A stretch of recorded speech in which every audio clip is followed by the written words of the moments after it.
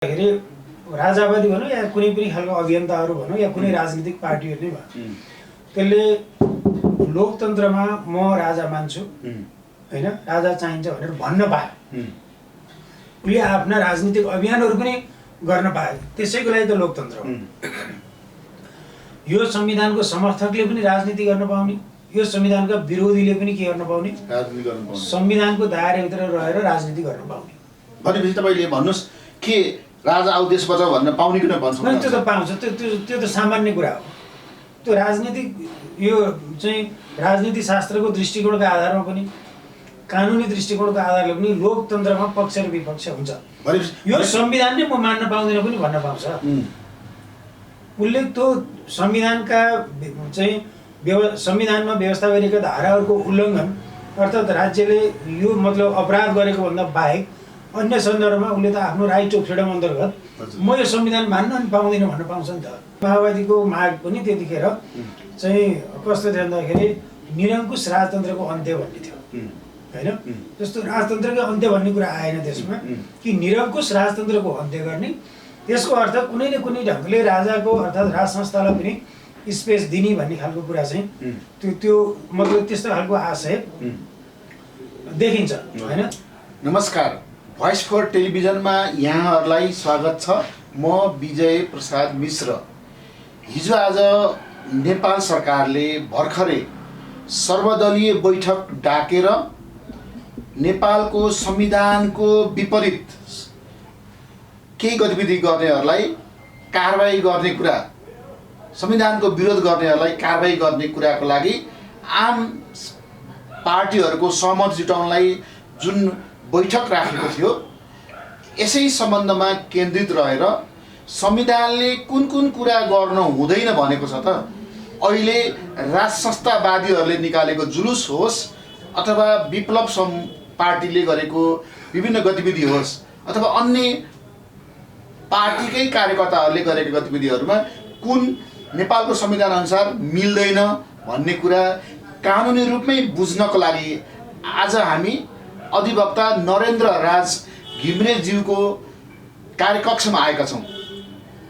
कानुनले के भन्छ त, संविधानले के भन्छ त, यसै विषयमा केन्द्रित रहेर उहाँसँग कुराकानी गर्दैछौँ। यहाँलाई स्वागत छ। धन्यवाद विजय सर। यो संविधानको विपरीत कुरा गर्नेहरूलाई कारबाही गर्ने भनेर सर्वदलीय बैठक राखियो। हुन त अब यो वास्तवमा कसलाई फोकस गरेर कानुन रूपमा हेर्दाखेरि यहाँले संविधानको बारेमा धेरै जानकारी राख्नुहुन्छ, किन अहिले सर्वदलीय बैठक राख्नु आवश्यक पर्यो? कानुनमा के समस्या पर्यो? अनि यो अब अहिले जुन परिदृश्यहरू देखिएका छन् त्यो सामान्यतया कानुनसँग सम्बन्धित विषयहरू होइनन् ती। कतिपय विषयवस्तुहरू कानुनसँग सम्बन्धित हुन् तर त्यसका अधिकांश भागहरू भनेको राजनीतिक विषयसँग सम्बन्धित हो। र यो लोकतन्त्रमा के हुन्छ भन्दाखेरि अर्थात् अहिलेको संविधान भनौँ, संविधान त प्रत्येक संविधानले के दायराहरू गरेकै हुन्छ, व्यवस्था गरेको हुन्छ, संवैधानिक व्यवस्था हुन्छ। तर मुख्यतया राजनीतिक यी अभियानहरू होइन विचार र स्वतन्त्रता सङ्गठित हुने कुराहरूलाई योसँग सम्बन्धित कुराहरूमा चाहिँ संविधानले कुनै पनि बाधा व्यवधान गर्ने भन्ने कुरा हुँदैन। जस्तै अहिले संविधानले जुन अहिले के राजावादीहरूले अथवा राज संस्थाको पक्षधरहरूले मङ्सिर 20 गते ठुलो जुलुस निकाले, त्योभन्दा अगाडि पटक पटक जुलुस निकाले। सबैले के भन्दैछ भने त्यो जुलुसलाई अथवा राजाको पक्षमा राजतन्त्र आओस्, राजा आऊ देश बचाऊ भनेर जुन नारा लाग्यो त्यसलाई रोक्नको लागि सर्वदलीय सहमति जुटाउनलाई केपीले प्रयास गरेको यो चाहिँ संविधान विपरीत गतिविधि भइरहेको छ भन्छन्। यहाँ अधिवक्ता हुनुहुन्छ, के राजा आऊ देश बचाऊ भन्ने अभियान संविधान विपरीत हो? अब कसले के नारा लाउँछ भन्ने कुरा त उसको स्वतन्त्रताको कुरा भयो। अब मुख्य कुरो राष्ट्रद्रोहसँग अर्थात् यो मुलुककै हित विरुद्धको त्यस्ता खालको अभियानहरू हुने हो नि त होइन। राष्ट्रिय अखण्डताको कुरा हो, राष्ट्रिय सम्प्रभुतासँग सम्बन्धित कुराहरू हो। यी यस्ता यावत जति विषयवस्तुहरू छन् त्यस्ता विषयवस्तुमा त राज्यले नियन्त्रण गर्न सक्ने कुरा नै भयो। तर मुख्य कुरा हिजो राजतन्त्र हुँदा पनि आजका पार्टीहरूले यसै गरी आन्दोलन गरेर आएका हुन् होइन। त्यतिखेर कतिपय चाहिँ व्यवस्थाहरू अर्थात् कतिपय कानुनी प्रावधानहरूले ती राजनीतिक पार्टीहरूले गरेका क्रियाकलापहरूलाई पनि त प्रतिबन्धित गरेको थियो होइन। 47 सालपछि नै पनि जस्तो राजनीतिमा के हुन्छ त भन्दाखेरि कतिपय कुराहरू राजनीतिक आन्दोलन अर्थात् त्यो मुभमेन्ट सफल भइसकेपछि त्यसले वैधानिकता प्राप्त गर्छ। त्यो अभियान चलुन्जेलसम्म कतिपय कुराहरू अवैधानिक देखिन्छन्, तर यदि त्यो अभियान सफल भएर या कुनै न कुनै ढङ्गले चाहिँ एउटा आफ्नो आकार बनाइसकेपछि त्यसभित्र गरिएका कतिपय कुराहरू चाहिँ राजनीतिक विषयवस्तुभित्र अर्थात् त्यसको कन्टेन्टभित्र आएर त्यसलाई वैधानिकता प्रदान गर्ने गरिन्छ। यो 46 साल अगाडि पनि यो थियो होइन, 63 साल अगाडि पनि थियो र यो 62-63 को आन्दोलनपछि जे जस्ता राजनीतिक परिदृश्यहरू भयो र जसरी संविधान निर्माण भयो, त्यो संविधान निर्माण हुँदाखेरि राज्यका एक पक्ष चाहिँ के सोच्न थाल्यो त भन्दाखेरि हाम्रो सहभागिता बिना चाहिँ यो संविधान जारी भयो भन्ने खालको कुरा रह्यो। एउटा त राजनीतिक रूपमा रह्यो, त अर्को चाहिँ संस्थागत रूपमा हेर्दाखेरि 204 वर्ष अर्थात् लामो समयदेखि चाहिँ एउटा ऐतिहासिक पक्ष बोकेर आएको संस्थाको अन्त्य गर्दाखेरि चाहिँ कम्तीमा पनि एउटा छुट्टै नै जस्तो जनमत सङ्ग्रह या केही कुनै त्यो ढङ्गले गइएको भएदेखि पनि हुन्थ्यो भन्ने अहिलेका राजावादीहरूको अर्थात् त्यो खालको जस्तो 62-63 को आन्दोलनमा राज संस्थाको अन्त्यको माग थियो कि थिएन, अथवा हिन्दू धर्मको लागि हटाएर धर्मनिरपेक्ष ल्याउनु पर्छ भनेर 62-63 को आन्दोलनको माग थियो के भन्नु सक्नुहुन्छ? होइन, त्यो चाहिँ यस्तो 62-63 को आन्दोलन अर्थात् 62-63 को मात्रै नभनौँ, गणतन्त्र ल्याउने भन्ने त्यो मुभमेन्टसम्म पछि मधेस आन्दोलन चाहिँ अगाडि बढ्दै गइसकेपछि अर्थात् केही बिचका घटनाक्रमहरू अगाडि बढिसकेपछि ल गणतन्त्रसँगै जाउँ भन्ने खालको ढङ्गले चाहिँ त्यो राजनीतिक परिदृश्यहरू चाहिँ परिवर्तन भएको जस्तो यसो देख्दाखेरि त्यसो भए हिजो अस्ति मङ्सिर 20 गतेको कुरा गरौँ फेरि पनि त्यतिखेर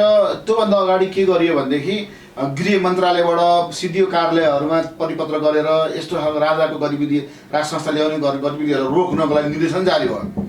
त्यो परिपत्र पठाइयो, अब यो रोकिन्छ भने मिडिया पनि आयो, अब त्यहाँ लठीचार्ज होला, अश्रु ग्यास फ्यालिएला, अब प्रतिवाद होला, त्यहाँ त ठुलो घटना हुन्छ भनिरहेका थिए आम पब्लिकले। तर त्यो मास हेर्दा के देख्यो भने प्रहरीहरू नै बरु दुईतिर लाइन लागेर त्यो शान्तिपूर्ण निक्लेको जुलुसलाई उनीहरूले सुरक्षा गरेर अघि बढेको जस्तो देखियो। भनेपछि के सिडिओले आदेश दिँदा पनि प्रहरीले नमानेको हो, अथवा नेपालको संविधानले जे भनेको छ त्यसअनुसार प्रहरी अथवा सुरक्षा निकायले गरिदिएको हो? मैले मेरो बुझाइ चाहिँ त्यसमा अलिक फरक छ। जस्तो कस्तो भन्दा उसको राइटको कुरा हो। भनेपछि प्रधानमन्त्री केपी ओलीले अथवा नेपाल सरकारले बोलाएको सर्वदलीय बैठकको आशय संविधान विपरीत गतिविधि गर्नेहरूलाई ठिक लगाउने खालको आशय थियो। त्यो चाहिँ यस्तो कुरा हो। त्यो कस्तो कुरा हो भन्दाखेरि जस्तो अब यो सत्तारूढ दलको पनि विवाद बढ्दै गइसकेपछि जनार्दन शर्मा लगायतको केहीले चाहिँ अहिलेको सरकारको कारणले चाहिँ यो जनमत मतलब राजावादीहरूको जनमत चाहिँ बढ्दै गएको हो भन्ने खालको कुरा चाहिँ केही कुरा आइसकेपछि अनि नेपाली काङ्ग्रेसभित्रका पनि केही तबकाहरू चाहिँ राजावादीहरूको चाहिँ जुन आन्दोलन छ त्यसलाई चाहिँ नैतिक रूपले समर्थन गर्ने अवस्था चाहिँ सृजना भयो। त काङ्ग्रेसमा पनि दुईटा धार छ, एउटा राजतन्त्र चाहिन्छ भन्छ, अहिले अर्को चाहिँ यही नै ठिक छ भन्छ। त त्यो राजतन्त्र अर्थात् राजावादीहरूको जुन आन्दोलन थियो त्यो आन्दोलनलाई केही चाहिँ काङ्ग्रेसका टफ लेभलका लिडरहरूले नै के गरे भन्दाखेरि समर्थन गरेर देखियो। त्यो देखिएपछि सरकारलाई अप्ठ्यारो हो। के अप्ठ्यारो हो त भन्दाखेरि न काङ्ग्रेस नै त्यो अभियानमा लागिहाल्छ कि अरू राजनीतिक पार्टीहरूको धारणा के रहेछ, आफ्नै पार्टीभित्रको धारणा के रहेछ भने त्यसको मेन मकसद भनेको प्राइम मिनिस्टरले अहिलेको राजनीतिक दलहरूले चाहिँ यो राजावादीहरूको आन्दोलनको सन्दर्भ लिएर के कस्तो चिन्तन बोकेका छन् भन्ने बुझेर अब कसरी अगाडि बढ्ने भन्ने सन्दर्भमा बोलाएको मात्रै हो। सर्वदलीय बैठकले राजावादीहरूको आन्दोलन रोक्छ र? उनीहरूको संवैधानिक अधिकार हो नि त। त्यसो भए सर्वदलीय बैठक बोलाए, अब केपी ओली प्रधानमन्त्रीले राजावादीहरूको राज संस्थाको पक्षधरहरूको जुलुस उनीहरूको मागहरूको बारेमा कसरी रणनीतिक रूपमा अगाडि बढ्लान् के लाग्छ तपाईँ? त्यो चाहिँ यस्तो हुन्छ, त्यो चाहिँ हिजो पनि आज पनि हेरौँ होइन, पहिलेका आन्दोलनहरू पनि हेरौँ, राजावादीहरूको आन्दोलन कति सशक्त र प्रभावकारी हुन्छ भन्ने खालको कुरा हो होइन। कि भोलि लाखौँ मान्छे चाहिँ ज्यान फालेर आउने खालको अवस्था भयो भने त यो अहिले राजनीतिक सामान्य प्रणालीको कुरा भएन कि यो व्यवस्था परिवर्तनको कुरा हो। यो अहिले जुन खालको मुभमेन्ट चलिरहेछ कि त यही व्यवस्थाभित्र पनि राजालाई पनि खालको स्पेस दिने भन्ने खालको कुरा राजनीतिक दलहरू सहमत हुन पर्यो, या त यसको अन्तर्य अर्को के पनि हुनसक्छ त भन्दाखेरि हिजो दिल्लीमा चाहिँ 12 औँ सम्झौता गर्दा अर्थात् त्यसको अगाडि पछाडि पनि राजतन्त्रको अन्त्य भन्ने खालको कुरा त आएको थिएन। त कहीँ विदेशीहरूसँग अर्थात् स्वदेशमै विदेशमै कुनै खालका चाहिँ एउटा आन्तरिक ढङ्गले कुनै खालको चाहिँ हामी संविधान निर्माण गर्दाखेरि काहीँ न काहीँ राज संस्थालाई स्पेस दिन्छौँ भन्ने यिनीहरूले बाचा त्यो खालको चाहिँ बाचा बन्धन काहीँ गरेको भएदेखि सिधै आफूले राज संस्थालाई स्थान दिन्छु भन्दा त भोलि यही नेपाली जनताले मूर्ख भन्ने भयो बिस्तारै दिने त्यो के हुनसक्छ त भन्दाखेरि राजतन्त्रको पक्षमा एउटा खालको माहौल व्यापक जनदबाव सिर्जना भयो भने आखिर हामीले त गणतन्त्र नै चाहेको हो यही नेपाली जनताको चाहिँ साथ र सहभागिताले हामीले त्यो व्यवस्था पनि ल्यायौँ तर अब यही जनताले नै राज संस्थालाई कुनै खालको भूमिका दिनुपर्छ भन्ने खालको कुरा व्यापक जनदबाव सिर्जना भयो भने यो चाहिँ राजनैतिक पार्टीहरूले अहिलेका सत्तारूढ दल अर्थात् विपक्षीहरू यिनीहरूले आफैले पनि स्पेसलाई ओपन गर्न खोजेको पनि हुनसक्छ तर भित्री रूपमा त्यस्तो पनि हुनसक्छ किन भन्दा पटक पटक पूर्व राजा ज्ञानेन्द्रले के भनेका छन् त अर्थात् यिनीसँग निकटले भन्दा काहीँ न काहीँ राज संस्थालाई चाहिँ स्पेस दिने भन्ने कुरा यिनीहरूको कुनै न कुनै खालको सम्झौता थियो भन्ने खालको कुरा पटक पटक चाहिँ बाहिर आम जनता सामु आइरहेको विषयवस्तु हो तर डाइरेक्ट राजनीतिक पार्टीहरूले राज संस्थालाई भूमिका दिँदा त यिनीहरूको त अस्तित्व समाप्त हुन्छ राजनीतिमा कहिलेकाहीँ के हुन्छ भन्दाखेरि जनतालाई एउटा खालको कुरा एउटा परिवेश देखाउँदै अर्को परिवेशको सृजना गरेर आफ्ना इन्ट्रेस्टहरू जुन छन् तिनीहरूलाई चाहिँ म्युचुअल ढङ्गले यति कुरा भनिराख्दाखेरि त्यो जतिखेर राजा ज्ञानेन्द्रले घोषणा गरेर गणतन्त्र स्थापना गरिदिए अथवा संस्थालाई के अरे यो संसदलाई पुनर्स्थापना गरिदिए भनौँ त्यतिखेर संस्थाको संसद पुनर्स्थापना गरिदिए त्यस मार्फतबाट संविधान सभाको चुनावसम्म पुगे होइन त्यो संसद पुनर्स्थापना गर्दाखेरि राज संस्थालाई त के नै राख्छु भनेर एग्रिमेन्ट गरेका थिए होलान् भन्ने अनुमानहरू गर्नुभयो तर त्यसै अनुसार उनीहरूले पनि लिबरल भएर कुनै माध्यमबाट जाउँ भन्ने हो तर अब तपाईँले बताइदिनुहोस् यो आन्दोलन अझै चर्केर जान्छ देशभरि यो सडकमा नागरिकता आउलान् तर यसको निकास जनमत सङ्ग्रह गरेर हुन्छ कि डायलग गरेरै कुनै अवस्थामा ल्याइन्छ कि नयाँ संविधान फेरि बनाउनु पर्छ के कुन विकल्प हुन्छ यसमा अब अहिले तत्काल नयाँ संविधान बन्ने अर्थात् यो अहिले भइरहेको व्यवस्था भन्दा कुनै एकदम ड्रास्टिक चेन्ज भएर अर्को व्यवस्था अहिले सम्भावना छैन तर के हुन्छ किन भन्दाखेरि यी अब यस्ता खालको आन्दोलनहरू भोलि अर्कोले गर्ने जनमत त जसले पनि सडकमा ल्याइहाल्छ यसो के हुन्छ त भन्दाखेरि कन्फ्लिक्ट अफ इन्ट्रेस्ट होइन सडकमा देखेका इन्ट्रेस्टहरू राजनीतिक परिवृत्तमा देखेका इन्ट्रेस्टहरूको कुनै न कुनै ढङ्गले एउटा ब्यालेन्समा ल्याउनु पर्ने अवस्था हुनसक्छ त्यो अवस्थामा राज्यले दुईवटा कुरा अप्नाउन सक्छ एउटा यही संविधानलाई संशोधन गरेर होइन यही संविधानलाई संशोधन गरेर काहीँ न काहीँ कुनै न कुनै ढङ्गले अहिलेको राजालाई स्थान दिन सक्छ त्यो कुनै पनि ढङ्गले त्यो रोकिँदैन किन त भन्दाखेरि सामान्यतया जहाँ राजनीति बढी हाबी हुन्छ राजनीतिक मुभमेन्टहरू त्यस्तो अवस्था चाहिँ ल इज बिहाइन्ड द पोलिटिक्स भन्छ होइन ल इज बिहाइन्ड द पोलिटिक्स कानुन चाहिँ राजनीतिको पछाडि हुन्छ ती राजनीतिक क्रियाकलापहरू अर्थात् त्यस्ता मुभमेन्टहरू चलिसकेपछि त्यो राजनीतिक परिदृश्यबाट प्राप्त भएको फललाई चाहिँ पछि कानुनी वैधानिकता चाहिँ दिने खालको यो सर्वव्यापी नै हो भनौँ न नर्मल अवस्थामा जहिले पनि कानुन अगाडि हुन्छ होइन तर व्यापक राजनीतिक हलचल र राजनीतिक दबावहरूको राजनीतिक मुभमेन्टहरूको सिर्जना हुँदा चाहिँ देशका नियम कानुनले निश्चित एउटा परिधिभित्रको शान्ति सुरक्षा जन धन यी मतलब सम्पत्ति यसो सुरक्षा राज्यले गर्ने भयो त्योभन्दा बाहेक अन्य खालको परिवेशलाई त्यतिखेर कानुनले रोकिँदैन अब यस्तो पनि भने जस्तो जस्तो संविधानमा संशोधन गरेर पनि ल्याउन पाए भन्ने कुरा हो तर कसैले जनमत सङ्ग्रह गराउनुपर्छ भने यसमा चाहिँ के भन्नुहुन्छ त्यही त जम्मा दुईवटा उपाय यसको एउटा यही वर्तमान संविधानलाई संशोधन गरेर कतिचोटि संविधान मात्रै बनाउने आखिर संविधान बनाएर मात्रै के हुन्छ र भने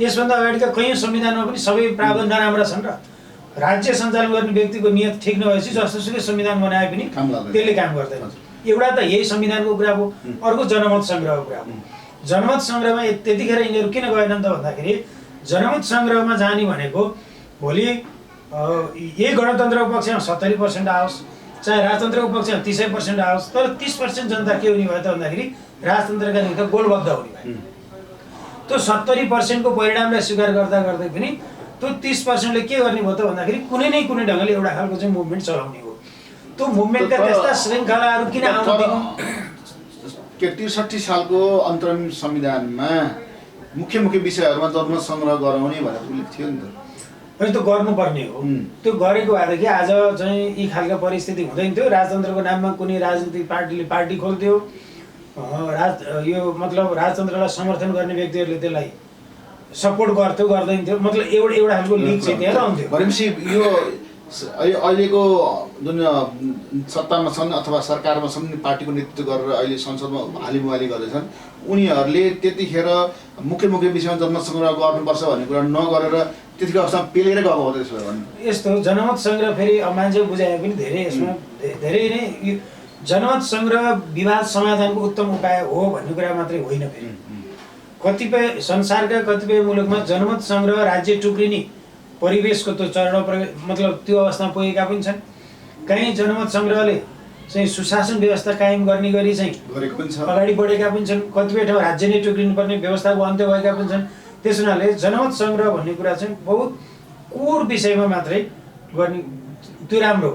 प्रत्येक विषयमा जनमत सङ्ग्रह भन्ने भन्दा पनि अहिलेको खुला परिवेश अहिलेको आधुनिक परिवेशमा यो जति पनि समाजमा अर्थात् राजनीतिक परिवृत्तमा जस्ता जस्ता चाहिँ सरकारवालाहरू देखिन्छन् उनीहरूको म्युचुअल इन्ट्रेस्टहरूलाई चाहिँ म्युचुअल ब्यालेन्स गरेर अगाडि बढ्नु भने किन भन्दा हाम्रो त दुईतिर चाहिँ ठुल्ठुला छिमेकी मुलुकहरू छन्।